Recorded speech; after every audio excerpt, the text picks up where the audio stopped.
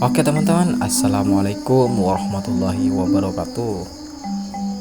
Di kesempatan kali ini saya akan membahas bagaimana cara mencegah pancaroba di musim seperti ini ya teman-teman, sehingga kematian unggas atau anak ayam atau ayamnya sendiri yang sudah dewasa semakin berkurang ya teman-teman. Apa itu pancaroba? Pancaroba adalah pergantian musim ya teman-teman, dari musim kemarau ke musim hujan dan sebaliknya. Nah, oke teman-teman, sebelum melanjutkan ke videonya, alangkah baiknya kalian klik tombol subscribe dan like-nya untuk mendukung channel ini terus berkembang ya teman-teman. Langsung saja kita menuju ke tutorialnya. Let's go. Nah, oke teman-teman, langsung saja kita menuju ke inti dari tutorial tersebut. Nah, untuk poin pertama kita harus memperhatikan kondisi kandang terlebih dahulu ya teman-teman, supaya angka kematian pada unggas atau ayam semakin mengecil ya teman-teman. Bagaimana cara memperhatikannya? Kita harus memperhatikan kandang supaya kering terlebih dahulu ya teman-teman, supaya tidak lembab di kandang, karena kalau lembab biasanya ayam sering terkena virus dari mulai ngorok, pilek ataupun sakit lainnya ya teman-teman. Syukur-syukur tidak kena flu burung di tempat yang becek, karena di tempat yang becek itu biasanya disenangi oleh bakteri yang jahat ya teman-teman. Oke, cara mencegahnya kita harus membersihkan setiap hari supaya kandang tetap bersih, dan usahakan kalau bikin tempat kandang dikena sinar matahari ya teman-teman, supaya kandang tetap kering meskipun di luar rumah ya teman-teman, alias di halaman rumah ya teman-teman. Oke teman-teman, dan untuk langkah yang kedua nanti kita simak ya teman-teman. Nah, ini ya teman-teman, supaya kering. Di sini musim pergantian hujan, pergantian dari musim kemarau ke musim hujan ya teman-teman. Nah, itu becek ya teman-teman.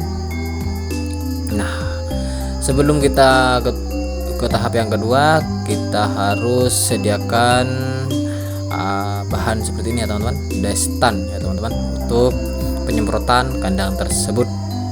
Ampuh untuk spektrum luas ya teman-teman. Kita semprotkan di bagian halaman kandang, bisa jauhnya sekitar 5 meter dari kandang, supaya mengatasi ya teman-teman penyakit. Dan saya ini menggunakan sebuah air 500 ml ya teman-teman. Kalau teman-teman mempunyai semprotan yang otomatis menggunakan pompa juga lebih enak ya teman-teman, karena tidak pegel di tangan ya teman. Kita tuang secukupnya saja ya teman-teman. Nah, di sini saya tidak menyarankan ya teman-teman. Biasanya saya kalau membeli apa-apa itu pakai tutup takarannya ya teman-teman. Nah, setelah sudah kita tutup botol dari semprotannya tersebut, oke teman-teman, kita kencangkan terlebih dahulu dan kita setting di bagian semprotannya. Jangan lupa kita kocok terlebih dahulu supaya destannya tersebut tercampur dengan air ya teman-teman. Nah, kita setel dulu untuk penyemprotan. Usahakan untuk penyemprotan yang ada agak lebih menyebar ya teman-teman. Oke teman-teman, kita setel. Nah, seperti ini ya teman-teman. Langsung saja kita semprotkan ke kandang bagian di selah-selahnya ya teman-teman. Kita semprot semua kandang ya teman-teman, supaya aman dari penyakit ya teman-teman. Nah, kalau masih terkena virus, berarti belum rezeki ya teman-teman.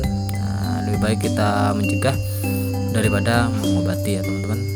Jika kita berusaha, apalah daya kalau berusaha tersebut sia-sia. Nah, jangan putus asa ya teman-teman.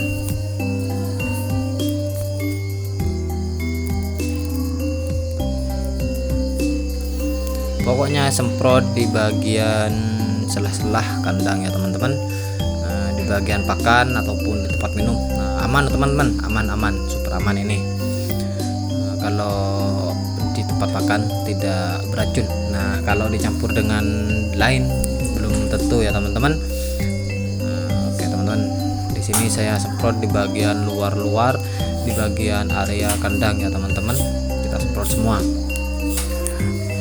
Dan untuk langkah yang ketiga, bisa kalian vaksin tetes atau vaksin suntik ya teman-teman. Kalau saya menyarankan vaksin tetes, karena kalau divaksin suntik itu biasanya lebih sulit untuk pemula ya teman-teman.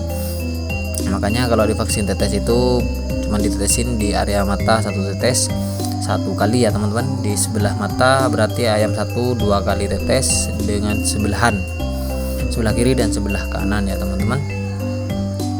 Teman-teman paham kan sampai sini? Terus lanjut yang keempat ya teman-teman, kita harus membutuhkan sebuah vitamin untuk ayam ya teman-teman, supaya tidak badan ayam tahan daya tubuhnya supaya terjaga ya teman-teman, biar tidak loyo. Kalau saya biasanya memberi obat B kompleks, oke teman-teman, supaya nutrisi dalam ayam, vitaminnya terjaga ya teman-teman. B kompleks ada 2 varian ya teman-teman, ada sistem suntik dan sistem pil ya teman-teman. Ya kalau teman-teman sudah bisa menyuntik, enakan disuntik ya teman-teman. Langsung menyerap di bagian daging ya teman-teman. Nah, kita semprot di bagian selah-selahnya ya teman-teman. Oke teman-teman, untuk jamu-jamu lainnya di musim pancaroba ini di next video ya teman-teman. Terima kasih yang sudah mendukung channel ini dan sudah menonton video ini. Semoga bermanfaat untuk para peternak. Kita harus mencegah daripada mengobati ya teman-teman. Kami akhiri, wassalamualaikum warahmatullahi wabarakatuh. Dan jangan lupa sebelum meninggalkan video ini, kasih like dan komentar, kita sharing-sharing untuk peternak. Bye bye.